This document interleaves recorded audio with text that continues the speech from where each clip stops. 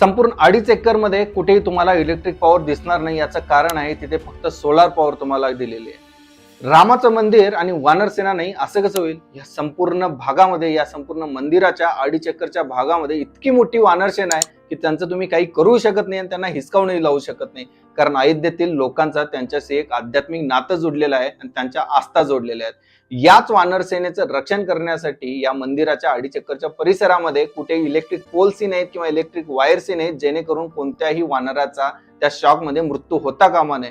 हेच कारण आहे की या मंदिराच्या पूर्ण परिसरामध्ये फक्त सोलर पॉवर देण्यात आलेली आहे, इलेक्ट्रिक पॉवर कुठेही वापरलेली नाही आहे। मंदिर बांधताना किती किती छोट्या गोष्टींचा आणि किती मोठ्या गोष्टींचा विचार करून हे मंदिर बांधण्यात आलेलं आहे, हे या गोष्टीवरून लक्षात येतं मित्रांनो। यामध्ये काहीच डाऊट नाही आहे की हे श्रीरामाचं मंदिर बांधायला जरी 70 वर्ष गेले असतील, 75 वर्ष गेले असतील, तरी हे मंदिर पुढच्या 1000 वर्ष असंच टिकून राहील।